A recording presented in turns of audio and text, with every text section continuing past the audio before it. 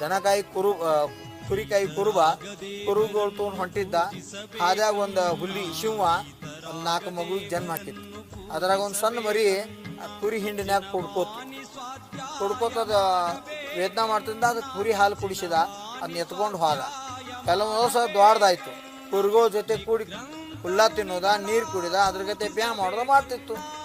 ಕೆಲವೊಂದು ವರ್ಷದ ಆದ ನಂತರ ಅದು ದ್ವಾಡ್ದಾದಾಗ ಆಚೆ ಕಡೆಯಿಂದ ಒಂದು ಸರೋವರದ ದಂಡಿಗೆ ಆಚೆ ಕಡೆ ನಿಜವಾದಂಥ ಶಿವ ಬಂದಿತ್ತು. ನೀರು ಕುಡಿಬೇಕು. ಇದನ್ನ ನೋಡ್ತೈತಿ ಕುರಿಗಳೆಲ್ಲ ಓಡಿದು, ಭಯ ಅದು ಹುಲಿ ನೋಡಿ ಅಂತ. ಇದು ನಿಂತು ಹಿಂಗೆ ನೋಡ್ಕೋತ, ಏ ಹುಚ್ಚ ಬ್ಯಾ ಅನ್ಬೇಡಪ್ಪ, ನೀ ಕುರಿ ಅಲ್ಲೋ ಶಿವದಿ ನೋಡಂತ ಹೇಳಿ. ಇದು ಬ್ಯಾ ಅನ್ಬೇಡ, ಗರ್ಜನ ಮಾಡು, ನೀ ಕುರಿ ಅಲ್ಲ ಶಿವದಿ ಅಂತ ಹೇಳಕೈತಿ. ಹಂಗಂದ್ರೆ ಏನು ಅಂತ ಕೇಳ್ತಿದ್.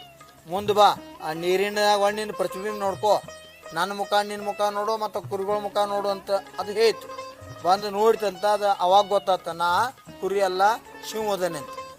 ಹೊಡಿ ನನಗತಿ ಗರ್ಜನ ಮಾಡಂತ ಹೇಳ್ದಾಗ ಗರ್ಜನ ಮಾಡ್ತು. ಯಾವಾಗ ಜಿಗಿ ಹೊಡೆದು ಹೋತು, ಹೊಳ್ಳೆದು ಕುರಿ ಆಗಲಿಲ್ಲ, ಶಿವವಾಗಿ ಉಳಿತು. ಹಂಗೆ ನಿನ್ನ ಆತ್ಮನೊಳಗೂ ಶಿವ ಅದಾನೋ, ಪರಮಾತ್ಮ ಅದಾನೋ, ನೀ ಸಂಸಾರದ ಕುರಿ ಜೊತೆ ಕುರಿ ಆಗಬೇಡಪ್ಪ ಅಂತ ಒಂದು ಉದಾಹರಣೆ ಕೊಟ್ಟು ನಮಗೆ ಮಹಾಬಲ ಗುರುಗಳು ಹೇಳಿದ್ರು.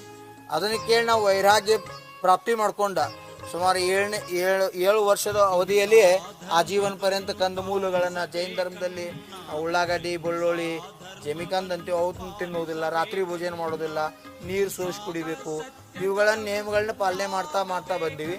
ಗುರುಗಳ ಸಾನ್ನಿಧ್ಯ ಆಚಾರ್ಯರತ್ನ ಬಾಹುಬಲಿ ಮಹಾರಾಜರು, ಶ್ರಮಣರತ್ನ ಸುಬಲ್ ಸಾಗರ್ ಮಹಾರಾಜರು ಈ ಭಾಗದಾಗೆಲ್ಲ ವಿಹಾರ ಆಗ್ತಿತ್ತು. ಅವ್ರ ಚೌಕದಾಗ ಎಳ್ನೀರು ತೆಗೆದು ಕೊಡೋದ, ಅವ್ರ ಕಮಂಡ್ ತೊಗೊಂಡು ಕಾಡಿಗೆ ಹೋಗೋದ, ಕಮಂಡ್ಲು ವರ್ಷ ಇಡೋದ, ರಾತ್ರಿ ಅವ್ರಿಗೆ ಲಾಟನ್ ಹಚ್ಚಿ ವರ್ಷ ಹಚ್ಚಿಡೋದ, ಅವ್ರ ಗುಂಪ ಹಾಕೋದ, ವಯೋವೃತ್ತಿ ಮಾಡೋದ. ಈ ಒಂದೆಲ್ಲ ಕಾರ್ಯದಿಂದ ನಮ್ಮ ಆತ್ಮಾನ ಅದಕ್ಕೆ ಸಮರ್ಪಿತ. ನಾನು ಯಾಕೆ ಇವ್ರಂಗೆ ಆಗಬಾರ್ದು?